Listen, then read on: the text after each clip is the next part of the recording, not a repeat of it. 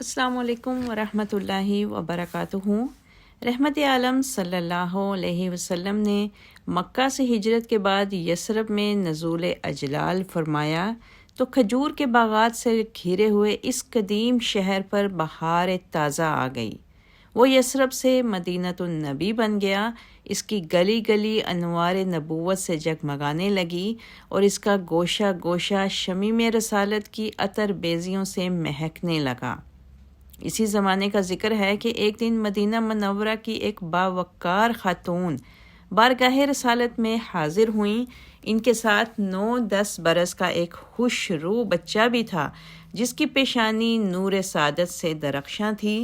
خاتون نے بڑے ادب سے حضور صلی اللہ علیہ وسلم کو سلام کیا اور پھر اس بچے کا ہاتھ پکڑ کر یوں عرض پیرا ہوئیں، یا رسول اللہ، میرے ماں باپ آپ پر قربان، یہ میرا لخت جگر ہے، اس کو آپ کی نظر کرتی ہوں، اسے اپنی غلامی میں لے لیجئے، یہ آپ کی خدمت کیا کرے گا۔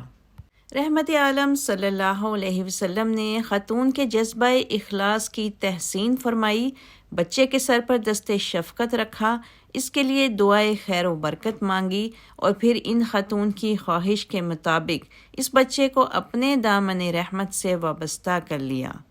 عرض مدینہ کے یہ خوشبخت نونہال جن کو 9 برس کی عمر میں سرور کائنات، فخر موجودات، سید المرسلین، صاحب کعبہ و قوسین صلی اللہ علیہ وسلم کا خادم بننے کا عظیم شرف حاصل ہوا، اور جو حضور پر نور صلی اللہ علیہ وسلم کے وصال تک دل و جان سے آپ صلی اللہ علیہ وسلم کی خدمت کا حق ادا کرتے رہے، سیدنا حضرت انس بن مالک انصاری تھے۔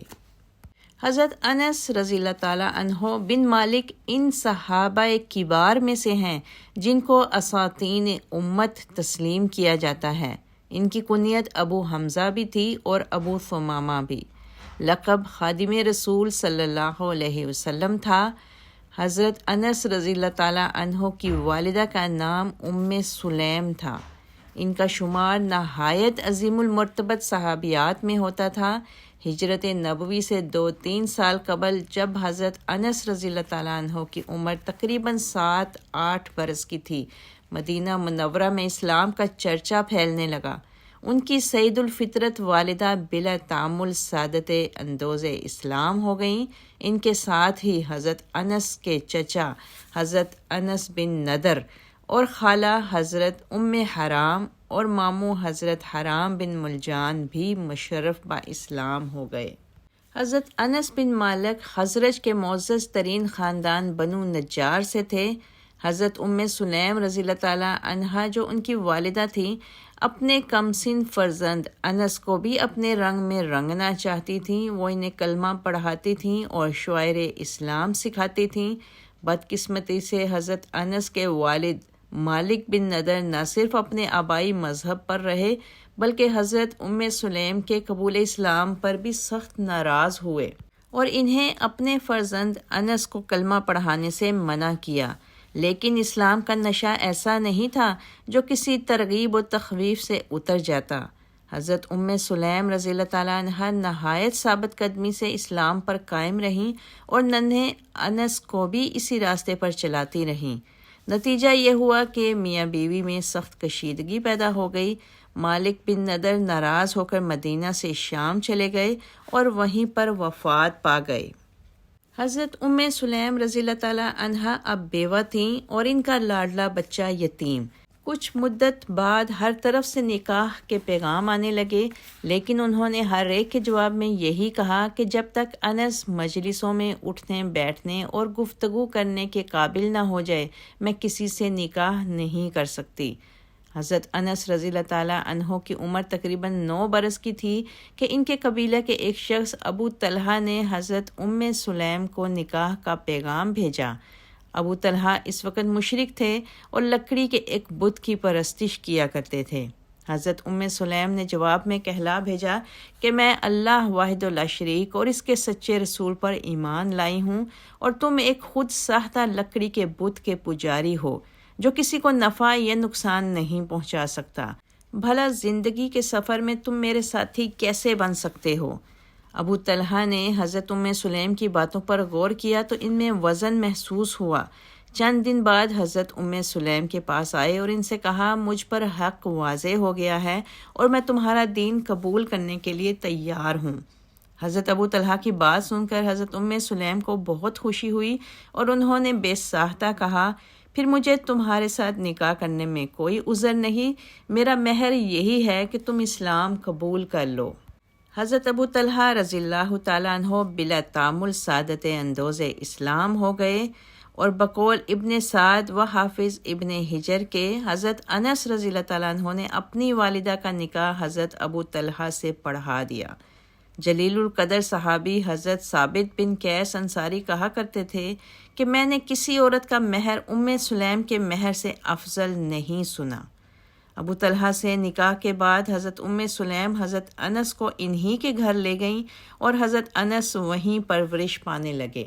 جب رحمت عالم صلی اللہ علیہ وسلم نے مدینہ منورہ کو اپنے قدموں سے رونق بخشی تو آپ صلی اللہ علیہ وسلم کا پرجوش استقبال کرنے والوں میں حضرت انس کے والدین بھی تھے، اور حضرت انس بھی دوسرے لڑکوں کے ساتھ مل کر وفور مسرت سے جاء رسول اللہ جاء رسول اللہ رسول اللہ تشریف لائے رسول اللہ تشریف لائے کے ترانے گا رہے تھے، اور سارے شہر میں اچھلتے کودتے ہوئے گشت لگا رہے تھے۔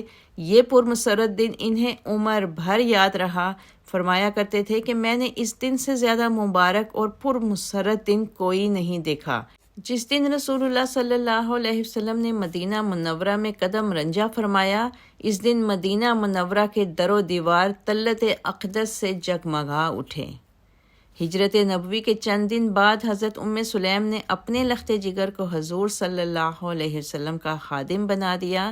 ایک روایت میں بھی ہے کہ انہوں نے حضرت انس کو اپنے شوہر حضرت ابو طلحہ کے ہمراہ حضور کی خدمت میں بھیجا۔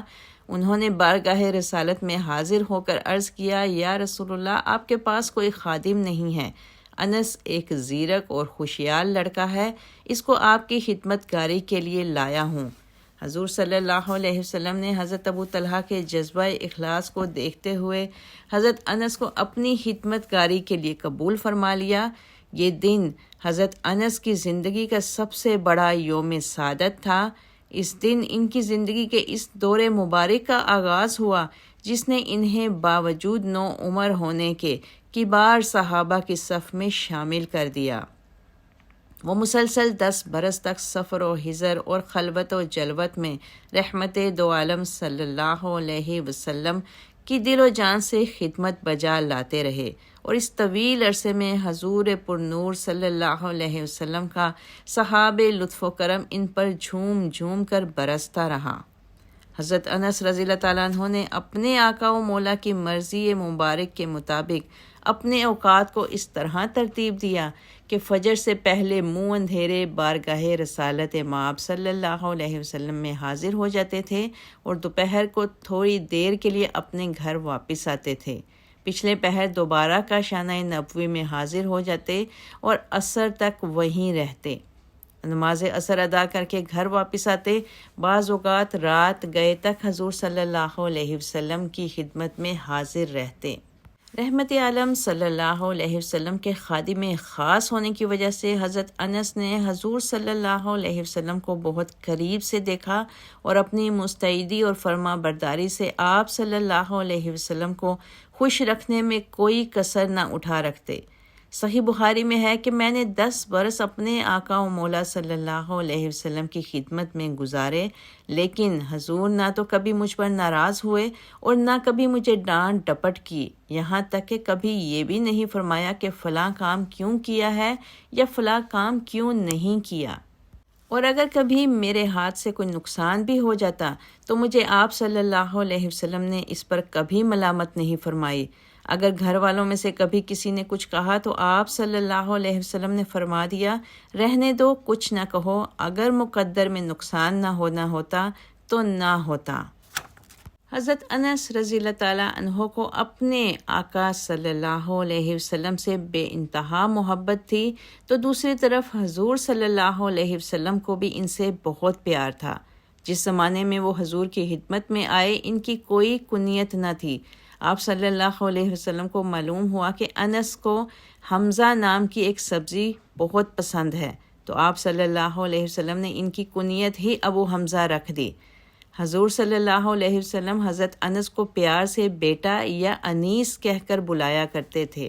حضور صلی اللہ علیہ وسلم حضرت انس کی تعلیم و تربیت پر بھی خاص توجہ فرماتے تھے اور نہایت محبت و شفقت کے ساتھ ان کے کانوں میں نیکی کی باتیں ڈالتے رہتے تھے۔ حضرت انس کے والد مالک بن نضر کا شیریں پانی کا کنواں تھا۔ حضور صلی اللہ علیہ وسلم اس کا پانی پیا کرتے تھے۔ حضرت انس کو اکثر اپنے اس کنویں کا پانی حضور صلی اللہ علیہ وسلم کی خدمت میں پیش کرنے کی سعادت نصیب ہوتی۔ حضرت انس کے سوتیلے والد حضرت ابو طلحہ حضور صلی اللہ علیہ وسلم کے نہایت مخلص اور جان نثار صحابی تھے۔ اسی طرح ان کی والدہ حضرت ام سلیم کو بھی حضور صلی اللہ علیہ وسلم سے کمال درجے کی عقیدت اور محبت تھی۔ وہ حضور صلی اللہ علیہ وسلم کی پردادی سلمہ کے بھائی کی پوتی تھیں۔ اسی نسبت سے وہ اور ان کی بہن حضرت ام حرام حضور صلی اللہ علیہ وسلم کی خالہ مشہور ہو گئی تھیں۔ اگرچہ یہ رشتہ دور کا تھا لیکن سرور عالم صلی اللہ علیہ وسلم کے نزدیک ان کی بڑی قدر و قیمت تھی، اور آپ ازراہ شفقت حضرت ام سلیم اور حضرت ام حرام دونوں کے گھروں کو اپنے قدموں سے مشرف کیا کرتے تھے۔ ہجرت کے چند ماہ بعد حضور صلی اللہ علیہ وسلم نے حضرت ام سلیم ہی کے گھر میں مہاجرین اور انصار کو بلا کر ان کے درمیان عقد مواخات قائم فرمایا تھا۔ اہل سیر کا بیان ہے کہ حضور صلی اللہ علیہ وسلم اکثر حضرت ام سلیم کے گھر تشریف لے جاتے، کھجوریں یا کھانا جو کچھ موجود ہوتا تناول فرماتے، دوپہر کا وقت ہوتا تو آرام فرماتے، نماز کا وقت آ جاتا تو وہیں چٹائی پر نماز ادا کر لیتے۔ حضور صلی اللہ علیہ وسلم سے حضرت ام سلیم کی عقیدت کا یہ حال تھا کہ آپ صلی اللہ علیہ وسلم جب ان کے گھر میں استراحت فرماتے تو حضرت ام سلیم آپ صلی اللہ علیہ وسلم کا پسینہ مبارک اور گرے ہوئے منہ مبارک ایک شیشی میں تبرک کے طور پر جمع کر لیتی تھیں۔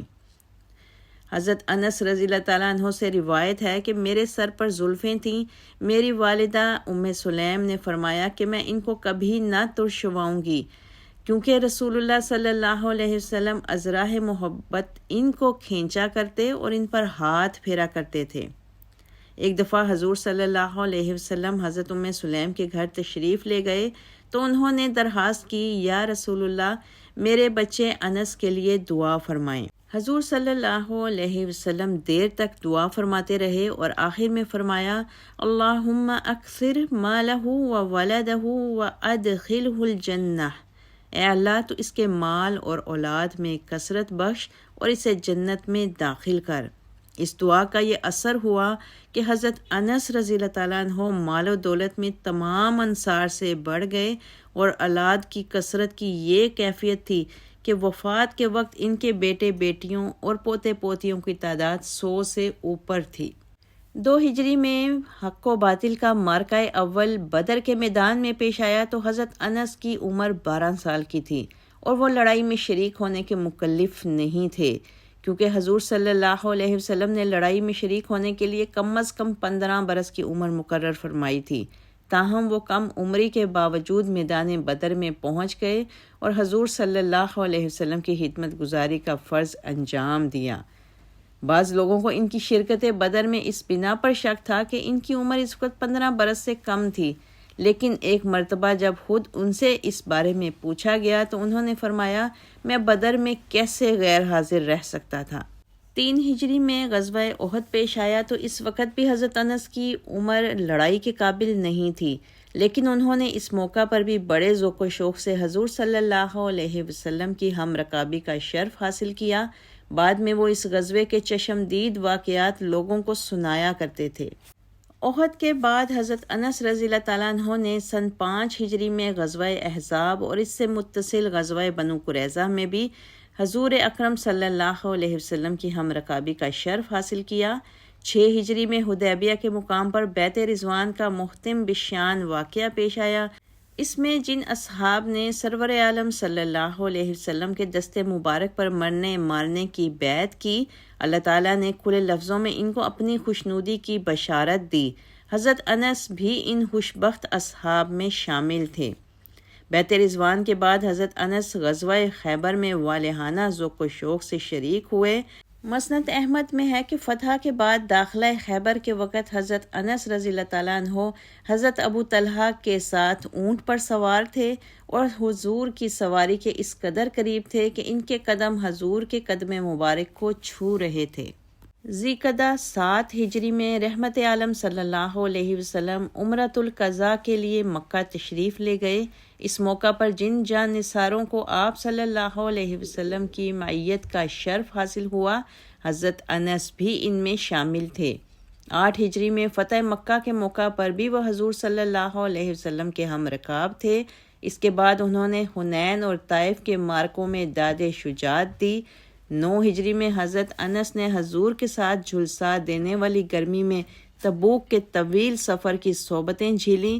اس کے بعد 10 ہجری میں حجۃ الوداع میں شریک ہونے کی سعادت بھی حاصل کی۔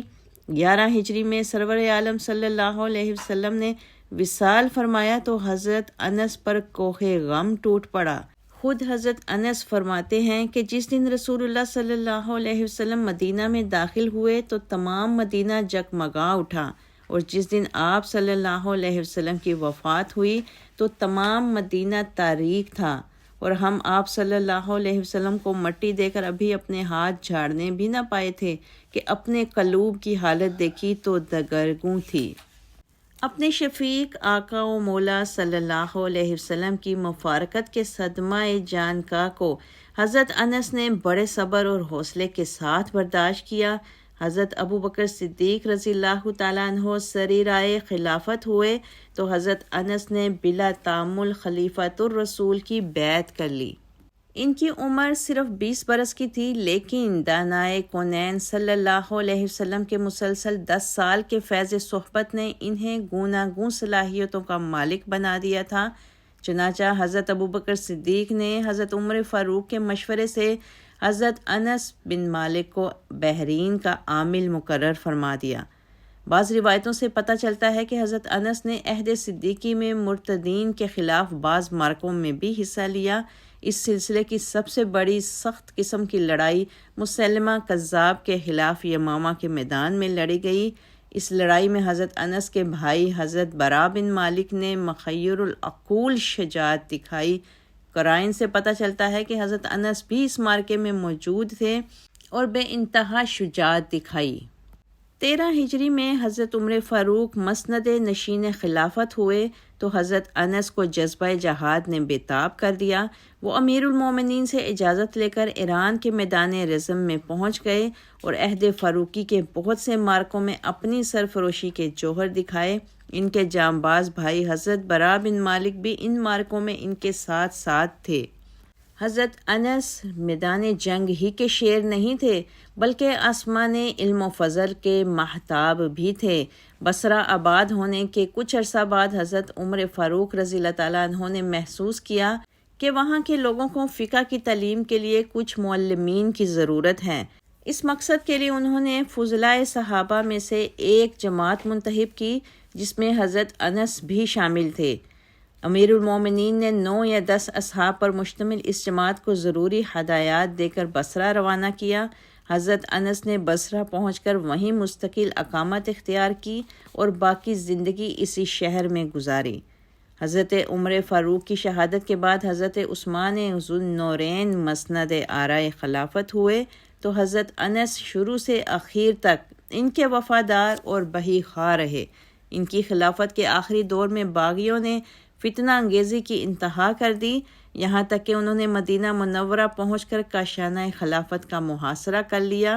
بصرہ میں ان واقعات کی اطلاع پہنچی تو حضرت انس، حضرت عمران بن حسین اور وہاں پر موجود دوسرے صحابہ کرام بےتاب ہو گئے اور انہوں نے اہل بصرہ کو امیر المومنین کی امداد کے لیے آمادہ کیا، لیکن یہ امداد ابھی مدینہ منورہ پہنچنے بھی نہ پائی تھی کہ امیر المومنین کی شہادت کا واقعہ پیش آ گیا۔ اس روح فرسا حادثے کے بعد حضرت علی کرم اللہ وجہہ نے مسند خلافت کو زینت بخشی۔ ان کی خلافت کے ابتدا ہی میں جنگ جمل کا افسوسناک واقعہ پیش آیا۔ اس کے بعد حضرت علی اور حضرت امیر معاویہ کے درمیان لڑائیوں کا ایک طویل سلسلہ شروع ہو گیا۔ اس پرآشوب زمانے میں حضرت انس نے گوشۂ نشینی اختیار کر لی اور کسی لڑائی یا جھگڑے میں حصہ نہیں لیا۔ حضرت علی کی شہادت کے بعد بھی وہ عرصہ تک حیات رہے، لیکن بالعموم گوشۂ نشین ہی رہے۔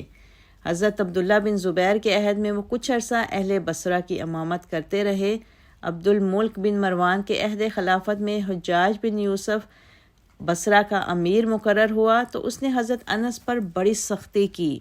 بعض روایتوں میں ہے کہ حجاج نے حضرت انس پر مخالفین بنو امیہ کی حمایت کرنے کا الزام لگایا اور لوگوں کی نظروں میں گرانے کے لیے ان کی گردن پر مہر لگوا دی۔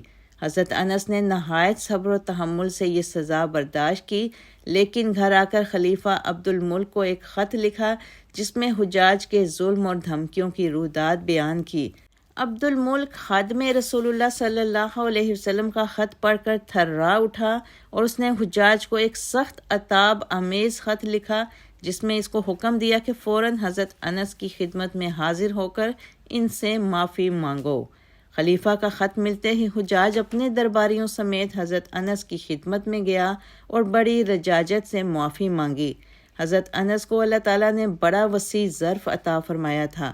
انہوں نے نہ صرف اس کو معاف کر دیا بلکہ اس کی درخواست پر عبد الملک کو اپنی خوشنودی کا خط بھی لکھ دیا۔ 93 ہجری میں حضرت انس رضی اللہ تعالیٰ عنہ بیمار ہوئے۔ اس وقت عمر کی 103 منزلیں طے کر چکے تھے۔ اہل خانہ، عقیدت مندوں اور شاگردوں نے علاج، معالجہ اور خبر گیری میں کوئی کسر اٹھا نہ رکھی، لیکن ضعف روز بروز بڑھتا گیا۔ جب جانبری کی کوئی امید نہ رہی تو اپنے شاگرد خاص ثابت بنانی سے فرمایا کہ میری زبان کے نیچے رسول اللہ صلی اللہ علیہ وسلم کا منہ مبارک رکھ دو۔ انہوں نے تعمیل ارشاد کی۔